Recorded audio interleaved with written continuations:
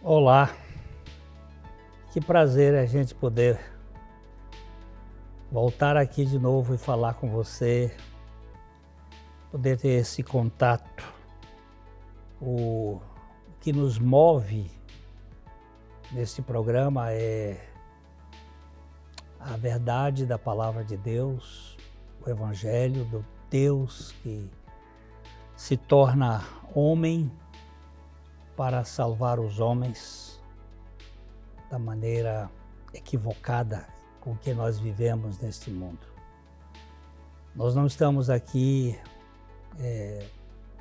sendo ou pretendendo ser donos da verdade, mas pretendendo anunciar a verdade de Deus, do Deus que se envolveu com a humanidade a ponto de vir para um corpo que fere profundamente o pensamento filosófico da gnose, mas que se tornou homem, se tornou gente e tem um propósito de nos redimir da maneira complexa que nós vivemos neste mundo. E você vai ver aí os links das redes sociais, das nossas redes sociais, que estão aí na sua tela, para que você possa conhecer mais o nosso material e participar aqui conosco. Nós já estamos aí esse é o 17º encontro em que nós estamos abordando esta cultura dos últimos tempos, essa mentalidade que está envolvendo aqui o mundo e que espero que seja útil para a sua vida e que o Senhor traga luz nessa caminhada. E você pode ser um aliado nosso, um parceiro nesse projeto, com a sua participação intercessória, seu caminhar de oração. Oração é fundamental na vida do crente, na vida do povo de Deus. Também, se você puder compartilhar esse material com seus amigos, isso vai ser útil para nós também, vai ser uma parceria. E se puder ajudar aqui a manutenção, você contribua para isso. Que Deus abençoe ricamente a sua vida. Nós vamos para um pequeno devocional aí e logo voltamos.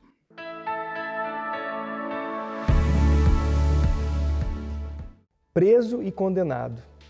Há algum tempo assisti um filme chamado 127 Horas. Um filme impressionante baseado em fato real, no qual um rapaz curte fazer suas aventuras sozinho no Canyon Blue John, em Utah, nos Estados Unidos. A questão central do filme é que, num determinado momento, entre uma fenda e outra das rochas, ele cai e uma pedra prende o seu braço de tal maneira que ele fica sem condições de sair. O filme todo se desenrola numa angustiante tentativa de se livrar dessa situação. À medida que seu braço vai perdendo a circulação, a água acaba, suas forças se acabam também e a dor aumenta em todo o corpo, até que seu braço fica dormente. Todas as tentativas de tirar a pedra e soltar-se foram inúteis para o alpinista Aaron Hastone, que por fim, quase sem forças, quebrou o próprio braço e decepou sua carne com um canivete sem corte. Imagine! Sem dúvida, é um grande exemplo de incrível superação à medida que ele parece que a única maneira de se livrar é arrancando uma parte de si. Mas não é a superação humana que eu quero enfatizar, mas sim a verdadeira analogia que temos em relação ao pecado na vida de uma pessoa. Como é terrível viver preso a algo, morto, sem nenhuma condição de se livrar. Foi difícil assistir a essa parte do filme, ainda mais sabendo que de fato isso aconteceu. Porém, mais triste e doloroso é saber que muitas pessoas vivem carregando a morte eterna em suas vidas aqui na Terra. Muitas são as tentativas do ser humano de se livrar. Por mais que tentemos, a dor, ora mais ou menos intensa, permanece no coração. Nem a religião, nem prazeres ou até mesmo a morte física pode dar solução para o nosso problema. Alguns, temporariamente, conseguem carregar a morte por aí, pois já estão dormentes, assim como no caso do alpinista. Confiam por demais em suas capacidades e entram numa aventura fatal sem considerar o fim. No caso do alpinista, quando saindo de casa, por pressa ou negligência, não atendeu ao telefonema de sua mãe e o canivete suíço, que poderia tê-lo ajudado muito, ficou em seu quarto. A conclusão é que um dia a morte ou o juízo final chegará primeiro. E aí o que você fará? No filme e na vida real, houve somente uma saída: arrancar parte do braço para se libertar. No meu e no seu caso, somente Jesus Cristo é capaz de arrancar a morte de nós.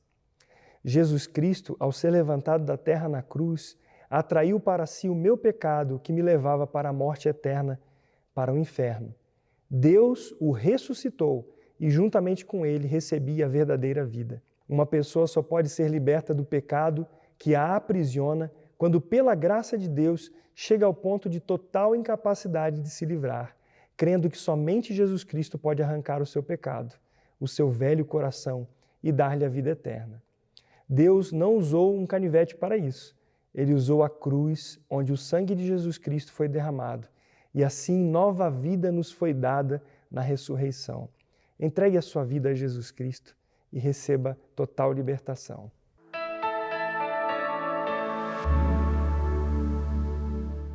Ótica Higienópolis. Há 35 anos no mercado óptico de Londrina, sempre com novidades em produtos e tecnologia. Nossa equipe está preparada para dar uma verdadeira consultoria, facilitando a escolha de seus óculos para correção ou proteção solar. Ajuste de óculos personalizados, respeitando o conforto e anatomia do seu rosto. Ótica Higienópolis. Avenida Higienópolis, 346, em Londrina.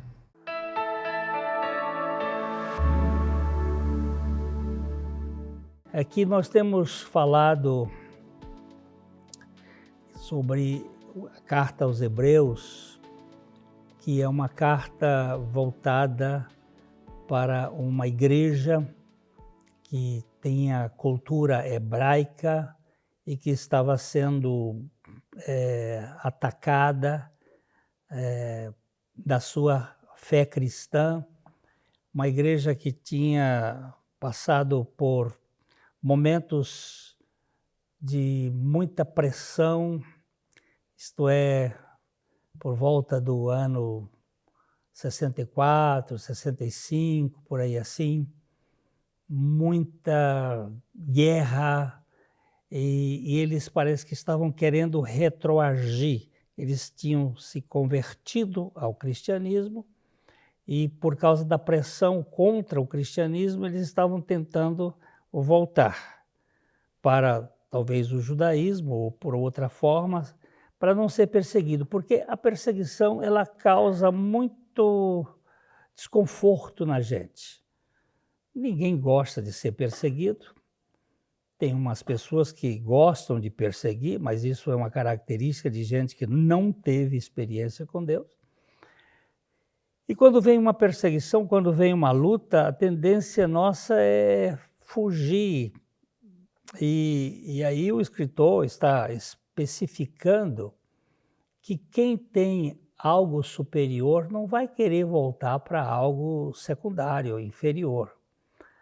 Aquele que tem uma joia de ouro, que tem um valor, não vai querer uma joia de metal inferior.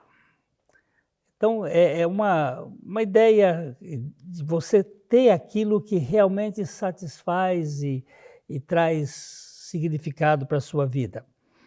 E essa carta está cheia desta comparação de algumas coisas que os judeus achavam muito importantes, como, por exemplo, os anjos, eu já falei em outro programa. Eles também achavam que a lei mosaica era muito importante, e era.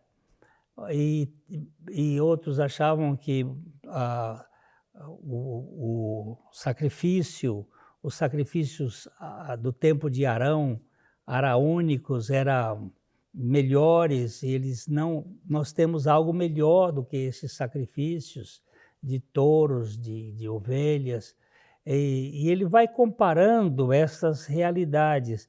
Eles achavam que o sacerdócio araônico era melhor, ele diz, não, o sacerdócio de Melquisedeque, que é um sacerdócio universal, é melhor.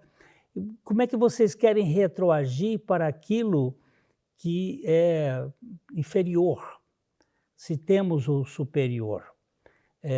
Você tem um carro último tipo, um carro novo, um carro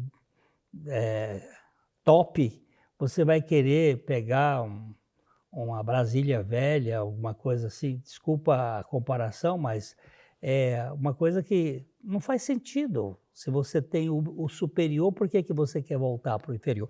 Era esta a questão da carta aqui.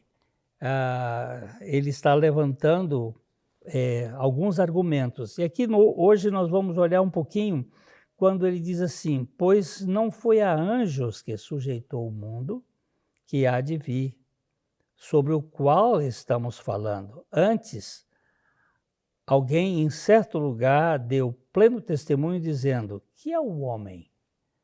Que é o homem que dele te lembres? Ou o filho do homem que o visites? Ele está citando aqui o Salmo 8. Aliás, esse salmo foi levado para a Lua por Armstrong. Quando ele foi à Lua, ele leu este salmo lá e deixou em um recipiente uma cópia do Salmo 8, que é uma pergunta, que é o homem que dele te lembres? E o filho do homem que o visites? Aí ele diz, fizeste-o por um pouco menor do que os anjos, e de glória e honra o coroaste, e o constituíste sobre as obras das tuas mãos. Falando da encarnação de Jesus Cristo aqui, ele foi feito um pouco menor do que os anjos. Ele que era o Deus absoluto, a segunda pessoa da Trindade, uma realidade espiritual que é onisciente, onipotente, onipresente, mas para nos salvar da nossa mania universal, desta tendência do ser humano de querer ser Deus, Deus se fez homem. E por ser homem, aqui o escritor aos Hebreus vai dizer que foi feito um pouco menor do que os anjos. Ele se tornou inferior aos anjos, um pouco menor. Eu tive um insight. Lá no Jardim do Éden, quando o pecado entrou, Satanás se apoderou de um animal, de uma serpente, de um animal selvagem, e criou um problema que ele gerou uma queda. Deus não poderia ter destruído Satanás ali naquela hora. Ele era um anjo, segundo o escritor aos Hebreus, ele era um anjo, um querubim da guarda, um sinete da perfeição, uma pessoa bem ilustre no campo dos anjos. Deus não poderia ter esmagado ali Satanás? Na minha percepção, era uma covardia o Todo-Poderoso matar uma criatura, destruir uma criatura. Ele teria que... um ato.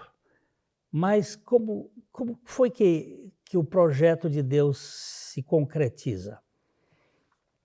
Para destruir este poder que foi implantado pelo pecado, Deus faz-se homem, porque os homens são menores do que os anjos, para destruir aquele que é maior com a força da fraqueza. Este é uma jogada que não entendemos. Por isso que ele diz assim, que ele foi feito um pouco menor do que os anjos e de glória e de honra o coroaste. Eu entendo que a morte de Jesus Cristo é o palco, é o ringue onde o mais fraco vence o mais forte. Onde a morte de Cristo em fraqueza tem como objetivo demover a força daquele que era maior.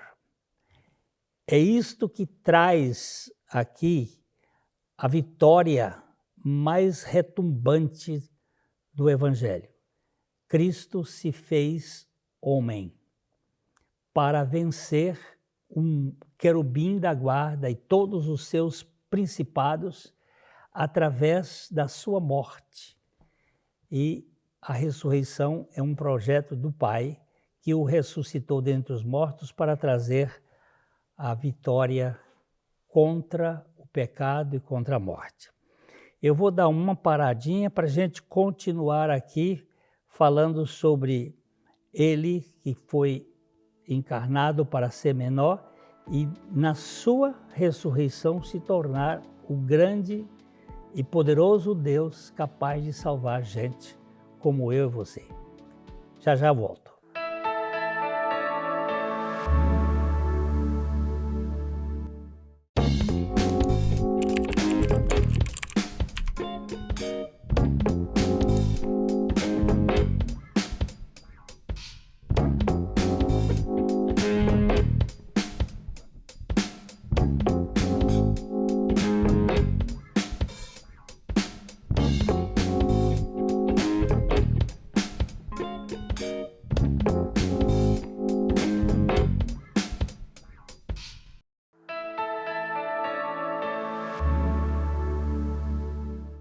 Então, depois que Cristo se encarnou, foi para a cruz, e parece que aquela crucificação foi a vitória dos poderes das trevas. Eles bradaram, vencemos. Na verdade, ali estava sendo a derrota completa do poder das trevas. E o versículo seguinte de Hebreus capítulo 2, que é o verso 8, diz agora: todas as coisas sujeitaste debaixo dos seus pés. Aquela morte parecia ser uma fraqueza. Na verdade, ali estava o poder da cruz, a loucura da cruz, a fraqueza da cruz é a expressão do poder de Deus.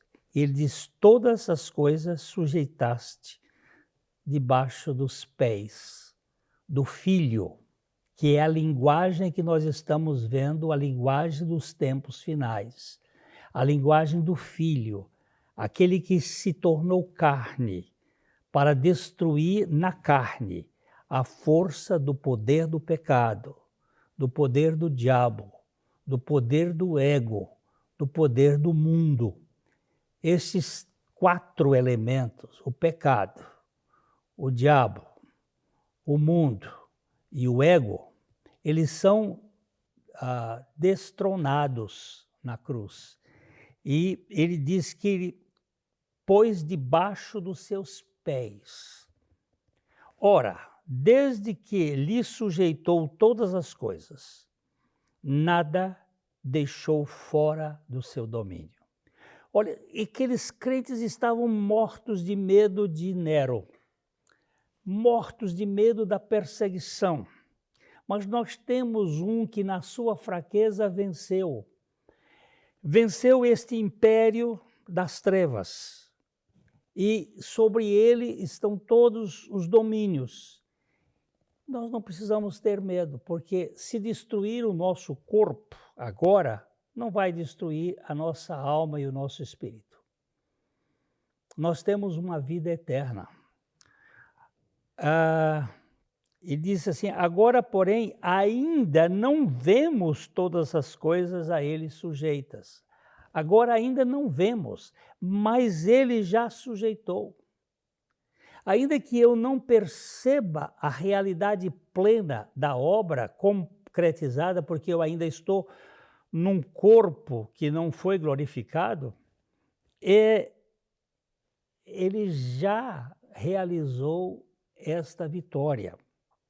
Aí no versículo 9 ele vai dizendo, vemos todavia aquele que por um pouco, tendo sido feito menor do que os anjos, Jesus, por causa do sofrimento da morte, foi coroado de glória e honra, para que, pela graça de Deus, provasse a morte por todos os homens.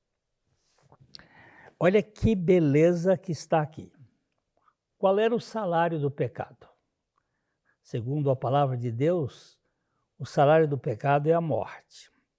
Lá no dia em que Deus criou o homem, ele disse assim, olha, você pode comer de tudo livremente, mas da árvore da ciência, do conhecimento do bem e do mal, você não pode comer. Esta foi a premissa que o diabo tomou para dizer, olha, Deus não quer que vocês sejam conhecedores do bem e do mal, e ele está botando esse impedimento, mas sabe que vocês podem comer, porque no dia que vocês comerem, vão abrir os seus olhos e vocês vão ser como Deus. E o homem comeu.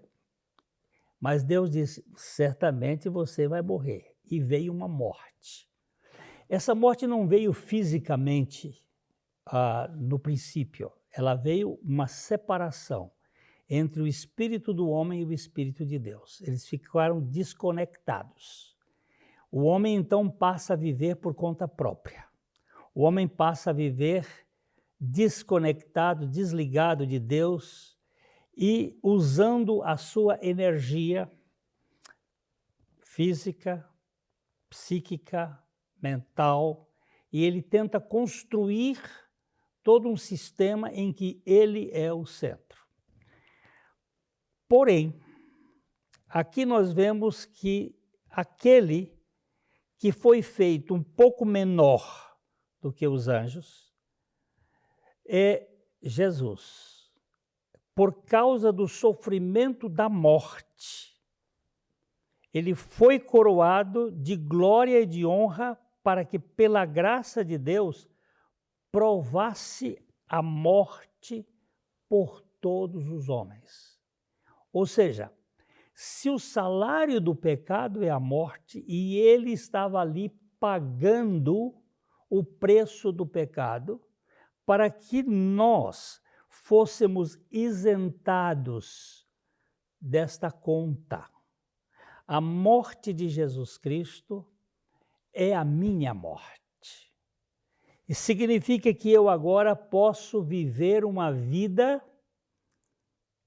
mediante a realidade da vida dele, não com as minhas próprias forças. Eu acho que o apóstolo Paulo foi que melhor descreveu isto quando ele disse assim, porque eu, mediante a lei, porque a lei exigia isto, mediante a lei, morri para a lei. O salário do pecado é a morte, e mediante a lei eu morri para a lei, para viver para Deus. Eu estou crucificado com Cristo e já não vivo mais eu, mas Cristo vive em mim. E a vida que agora vivo neste corpo, nesta carne, vivo-a pela fé do Filho de Deus, no Filho de Deus. A fé que vem dele, porque ele, segundo a palavra, ele é o autor e é o concretizador, o executivo da fé. A fé que eu tenho no Filho de Deus é a fé que vem do Filho de Deus. Pela fé do Filho de Deus, que me amou e a si mesmo se entregou por mim. Então aqui nós temos caracteristicamente, na sua encarnação ele foi feito um pouco menor do que os anjos. Hoje ele tem todas as coisas sujeitas debaixo dos seus pés, mas ainda não estão totalmente sujeitas, mas já agora está sendo coroado de glória. E no futuro, tudo lhe será sujeito. É que Efésios capítulo 1, versículos de 19 até o versículo 23, ele diz: e qual a suprema grandeza do seu poder para com os que cremos, segundo a eficácia da força do seu poder, o qual exerceu ele em Cristo, ressuscitando dentre os mortos e fazendo-o sentar à sua direita nos lugares celestiais, acima de todo principado. Olha só, esses principados, e todo principado, e potestade, e poder, e domínio, e de todo nome que se possa referir, não só no presente século, mas também no vindouro. E pôs todas as coisas debaixo dos seus pés, e para ser o cabeça sobre todas as coisas o deu à igreja, a qual é o seu corpo, a plenitude daquele que a tudo enche em todas as coisas. Aleluia! Nós temos um Deus vitorioso para esse tempo. O tempo está confuso, o tempo está difícil, o tempo está problemático, mas ele se encarnou menor do que os anjos, colocaram-se todas as coisas debaixo dos seus pés. Agora não vemos todas as coisas ainda sujeitas a ele, mas ele está coroado de glória e honra, e no futuro tudo lhe será sujeito. Então eu tenho uma salvação em que eu fui salvo da condenação do pecado, eu estou sendo salvo do poder do pecado e eu serei salvo na presença do pecado. Esta salvação para o tempo presente, para o momento presente, precisa ser compreendido. No meu espírito, eu fui salvo da condenação do pecado. Já nenhuma condenação há para os que estão em Cristo Jesus. Na minha alma, eu estou sendo salvo do poder do pecado pela vida de Cristo. Ele vive em mim. E aí, um dia, com um corpo glorificado, eu serei salvo da presença do pecado quando estiver na casa do meu Pai. E você? Você tem essa experiência ou tem essa esperança de você estar plenamente em Cristo? Eu espero que essa experiência seja a sua também. Que você creia no Senhor Jesus Cristo. Que você receba o Senhor Jesus Cristo como a única alternativa de uma vida que pode, uma vida transformada, uma vida que realmente reflita a vida, o poder e a glória de Jesus Cristo. Fica aqui o meu abraço de coração para coração e até a próxima.